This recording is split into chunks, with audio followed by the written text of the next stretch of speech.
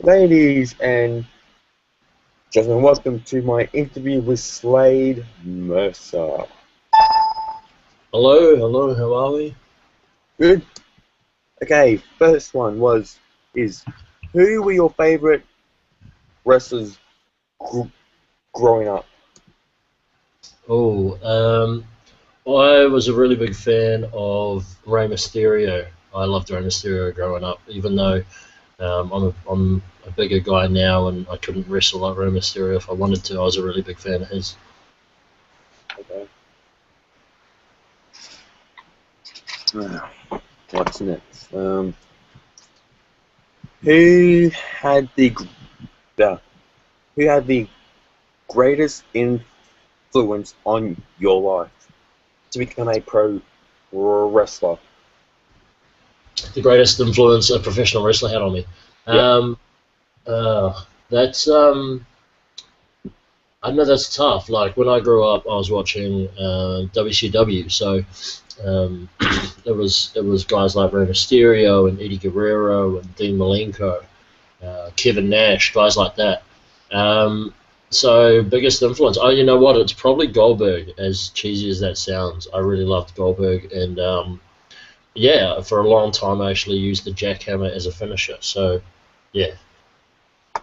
Okay, when did you want to be a pro like wrestler?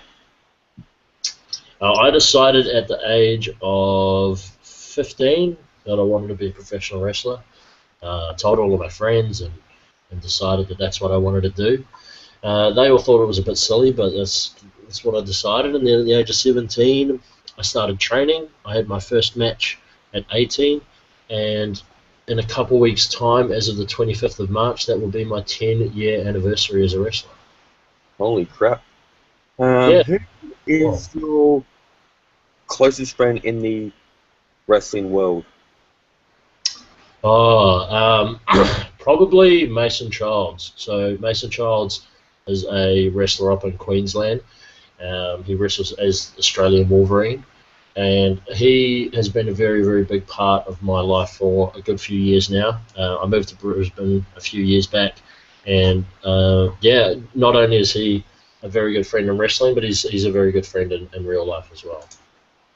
Okay, do you ever get tired of constantly working shows? Um, I don't get tired of it. Like it's tiring. Like the weekend just gone, for example. Um, I flew in Saturday afternoon. I wrestled the show. After all the packing up and things, I got maybe 45 minutes sleep before we had to get on the road to the airport, and then I caught my plane and came back. So it's not the show itself. I enjoy the performance. I enjoy the fans. I enjoy going out there and wrestling. It's just everything else around it. That's what really takes it out of you. So I wouldn't say I'm tired of doing shows. If I was tired of doing shows, I'd stop. But it's just everything else around it. That's what really drains you. What are your favorite matches from the Attitude Era to now? One of my absolute favorite matches from the Attitude Era is WrestleMania 13, Stone Cold versus Bret Hart. That match was it WrestleMania 13? I'm really bad with dates. I'm going to I'm Google it pretty really quick. sure. Let me just check it out for you. WrestleMania matches. I feel like it was 13. I'm on the website now. Yeah, it was. Bret Hart versus Stone Cold Steve Austin, WrestleMania 13. That match to me is a perfect match. That's one of the best matches of all time. Um, like he had Bret Hart, who had been a face for so long, and then you had Stone Cold, who had been a heel, and then you put them together, and like it was the double turn. So in that match, Bret Hart went from being a face to a heel. Stone Cold went from being a heel to a face, and it ended. I don't know if you remember the ending. But the ending was Stone Cold and the sharpshooter bleeding, and he passed out. He didn't tap. He didn't. He didn't. He just passed out, and it was like that had never happened before.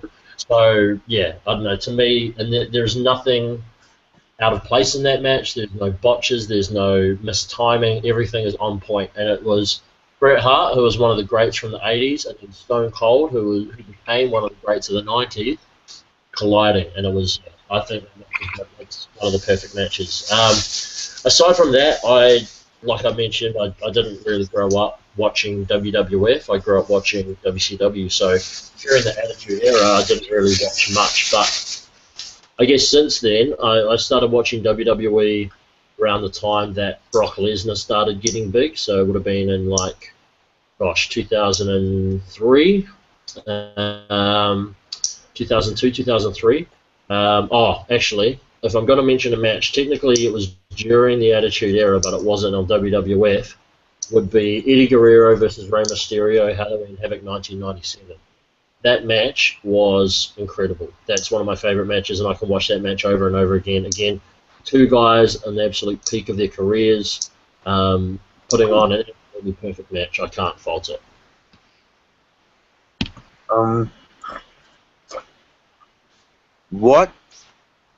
Who do you enjoy working with in the ring the most?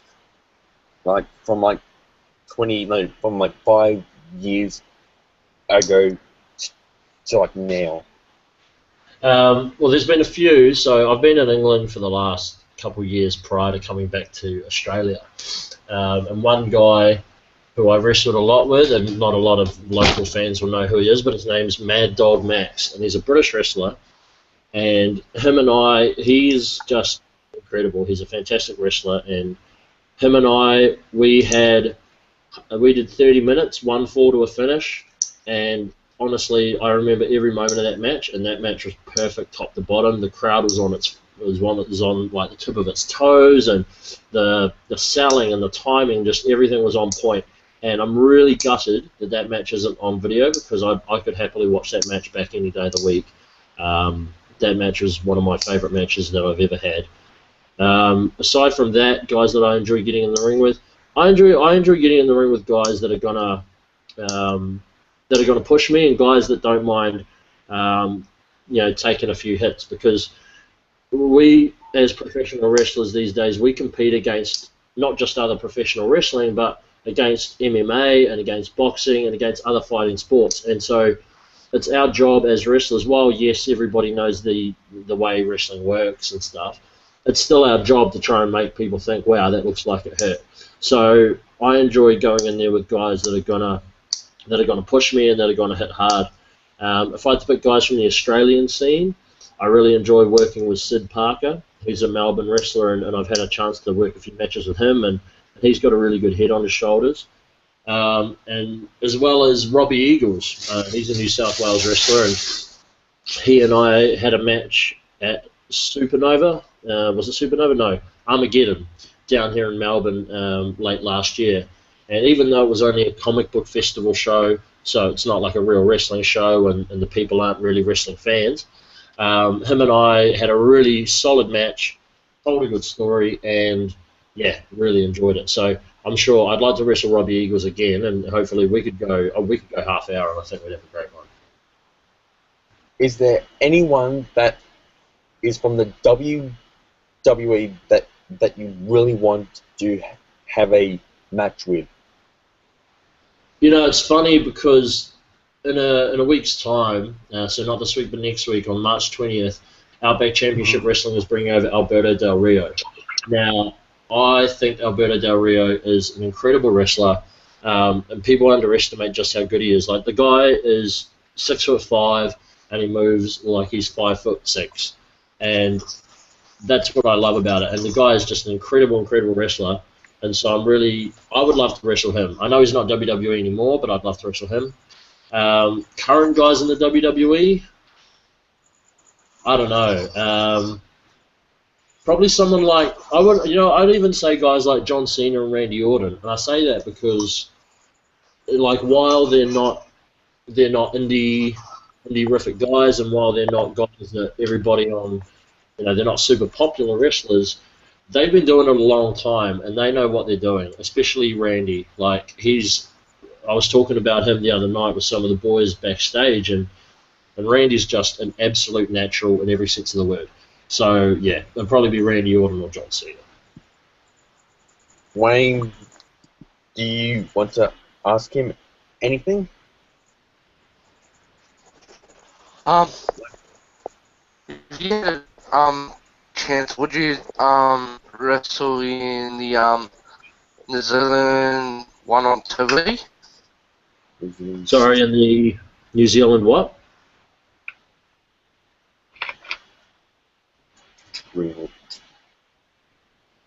Sorry, what was that name?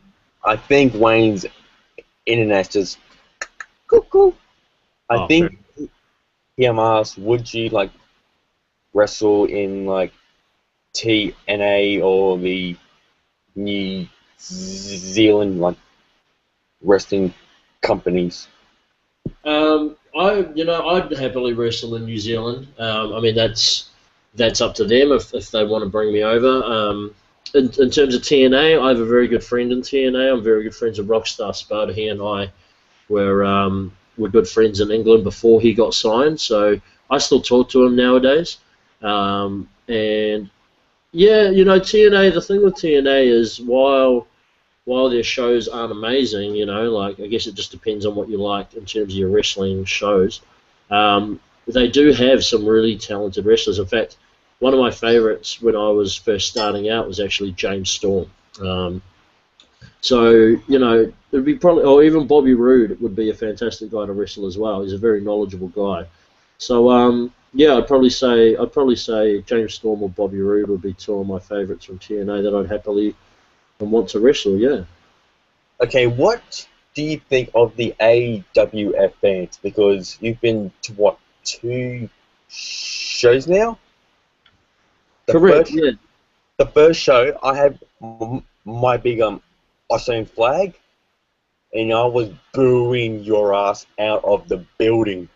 But now you've earned my respect, and that no one has ever done, ever.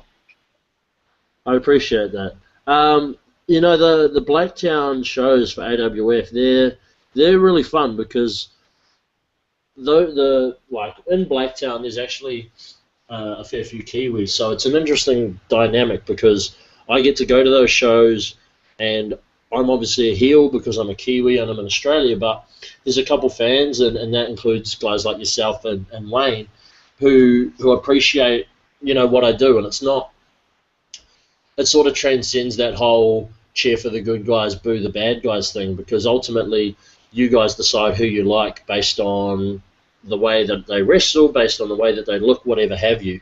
So, in Blacktown it's a cool little venue, and even though like the last show, so the first show we did was a really, really good draw, and the last show, while it wasn't as many people, everybody there is really loud, and they all really get into it.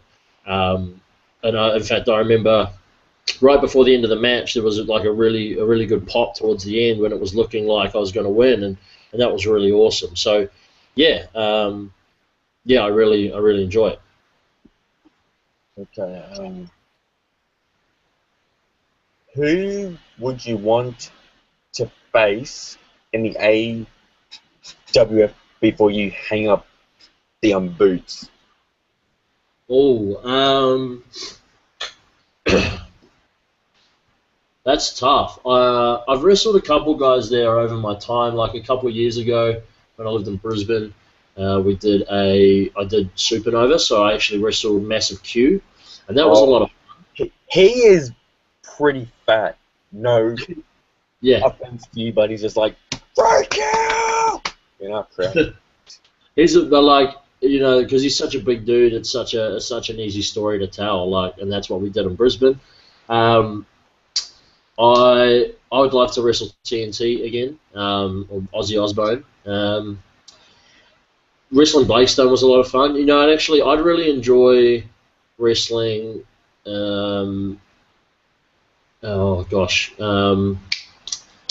Mikey Lord. I'd really enjoy. I think I'd have fun wrestling Mikey Lord. Like the guy's crazy and the guy flips all over the place, and I think that'll be a lot of fun.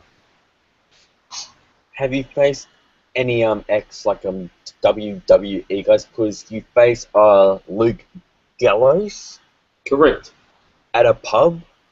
Yeah. What? Because I watched it over, and you guys went on the green.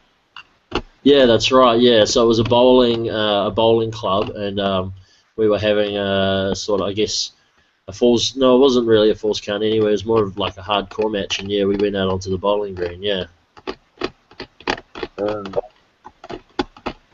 were the bar guys like pissed off that you went on Um, to the green? it's funny you say that because so Luke and I wrestled. We wrestled twice, and both of those matches are on my YouTube channel. But the first match, so it was a Friday. They had a double shot, so it was a Friday and Saturday show.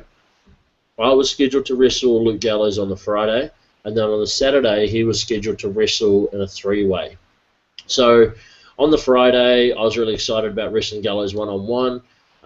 We had a really good match, and then on the Saturday, he was staying down the Gold Coast, and so he texted me in the morning. He was like, "Hey man, I'm down the Gold Coast. If you want to come hang out, we'll go down the beach. We'll have a barbecue. We'll have something to drink. We'll chill out before the show tonight." And I was like, "Okay, cool."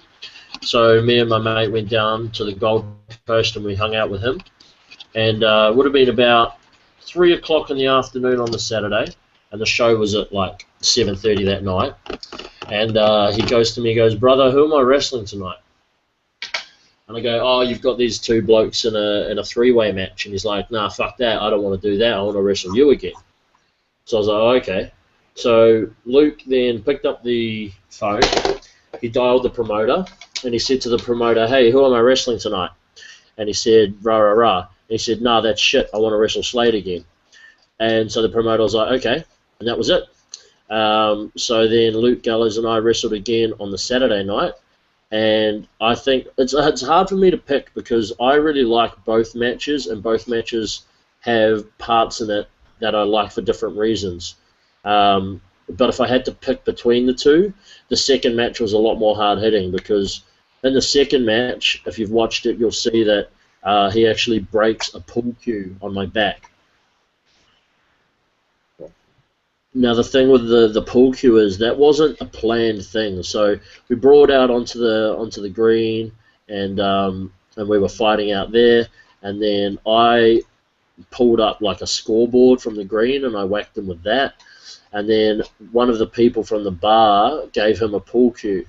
Now the thing with stuff like that in wrestling is usually we'll half break it just so it doesn't hurt so much and it breaks easily and cleanly, but this was a pull cue, and neither of us had planned to use the pull cue. So he grabbed the pull cue, he whacked me with it in the stomach, so I bent over, and then he just smashed it as hard as he could across my back, and broke a pull cue across my back.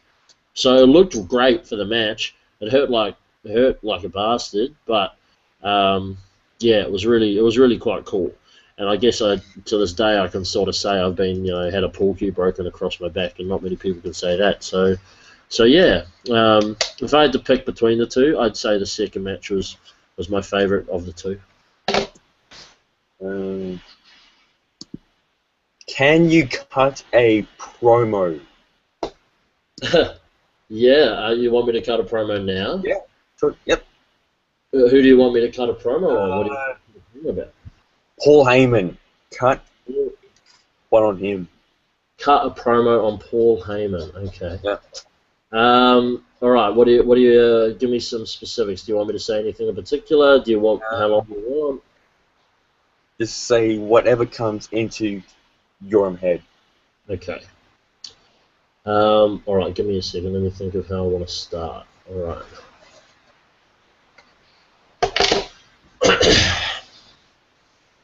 Ladies and gentlemen, there's this guy called Paul Heyman. Paul Heyman, he started ECW. He was around a long time, and so many people say that Paul Heyman is one of the greatest minds of the wrestling business. Now, Paul, I'm not disputing that. I'm not doubting that. What I do doubt is your ability to hold the attention of an audience. You see, people don't want to hear you talk, Paul. People don't believe what you say. You bore people to death, Paul Heyman. And so this is my challenge, my request, my idea for you, Paul. I want you to go out there and just see what the fans think of you. Don't say anything, just hold the microphone and let the fans say their piece, because if you listen to the fans just once, you'd hear how much they despise you. You'd hear how much they hate the sound of your whingy, whiny voice. You'd hear how much they hate your balding ponytail head. Paul, there's nothing to like about you. And I'm on the side of the fans. So if you want to go out there and you want to talk about how good you are, well, maybe I'll come out there and show you how good I am.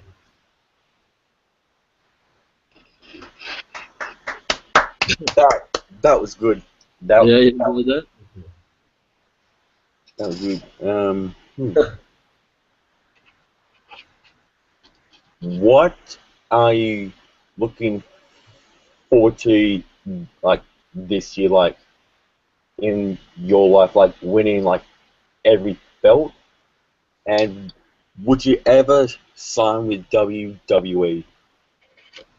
In terms of what I'm looking forward to, you know, the cool thing about what's happening in Australian independent wrestling is that there are so many guys, I guess, now that are wrestlers, but there's also a lot of companies. And what's really cool is that they're all, you know, there's so many around the country. So, I mean, right now in Melbourne, there's something like 8 companies. I've got full-time work with 3 of them, so I've got 3 gigs a month here in Melbourne. I've got AWF up in Sydney. I've got Hunter Valley Wrestling in Newcastle, and then new gigs are always popping up all the time. So it's an exciting time for fans, because I think people are watching WWE and people are getting bored, and people are looking for alternatives. And with the right promotion, they can understand that there is wrestling and good wrestling at that right in their backyard. And so I'm enjoying being a part of that, I guess, resurgence that Australian independent wrestling is having, and the fact that people are. The hard thing with wrestling, and this applies across the board, no matter where you are in the world, is that it's just about getting the people into the building. So people have this misconception about what we do as professional wrestlers on the level that we do it on, and they sort of see it as grassroots, and that's true to a degree, but a lot of the guys that wrestle, and I count myself amongst them, is we put a lot of time and effort into our diet and our physiques, and we want to provide a professional-looking product as much as you guys want to see that. So as long as, and we all know that if you can get someone in the door to watch a show, they'll come back. It's just about getting them in the door. It's just about getting them over that step that they think, oh, it's not the WWE, so they won't enjoy it. The magic of independent wrestling is that you're there and you're in that atmosphere, and it's like nothing else. Okay, yeah, we're not WWE wrestlers. No one's saying we are, but we'll do everything we can to entertain you. And people appreciate that. Like you right now, you're chatting to me. Like if you had come to watch a WWE wrestling show, you wouldn't be doing this right now. You wouldn't get to meet the wrestlers after the show. You know, we operate on a much more grounded level than those guys sort of do. So yeah, it's really exciting, and I'm really excited to be a part of it, and I get to travel around and do what I love. I can't really complain with that. In terms of signing with the WWE, yeah, absolutely. I mean, the WWE is what everybody wants to do and where everybody wants to go. I know that lately there's been a lot of controversy around the developmental center and all that sort of stuff, but ultimately, if you don't have a desire to make something of yourself in the business, or to be in the WWE, you sort of flounder. You sort of just get by. And there are people like that, and I'm not saying that that's a bad thing. But yeah, I would, if the WWE came along, absolutely, I'd happily sign a contract, because that's that's always been the ultimate goal, is to be able to wrestle full time. And if that's not with the WWE, if that's with TNA, if that's with New Japan, if that's with Lucha Underground, all of those possibilities, that's really, what I'd love to be doing. Absolutely. What else? I think I've covered pretty much everything except one thing. How do your fans connect with you? Well, I have various social medias. So I have a fan page on Facebook, which is actually almost at 900 likes, so I'm really close there. I have Twitter, which is at Kiwi Wrestler. I have Instagram. I'm working on that one. So that one's at Unlimited LTD. So that's a different username. I've got a YouTube channel. I've got my email address. So there's a lot of avenues for fans to get in touch with me, and I enjoy interacting with the fans because what I do is for you guys, and I couldn't do what I do without you guys coming along the shows and the input that you guys give. So yeah, there's a lot of avenues for people to interact with me, and I'm always happy to chat to people because I understand that you guys are what makes it. So yeah, I'm always happy to chat. Well, Slade, thank you very much for being on my show. It's an absolute honor, and I hope to see you at the next AEW show in 2 months. Excellent. Thank you so much for having me, Joel. Cheers, mate. Thank you.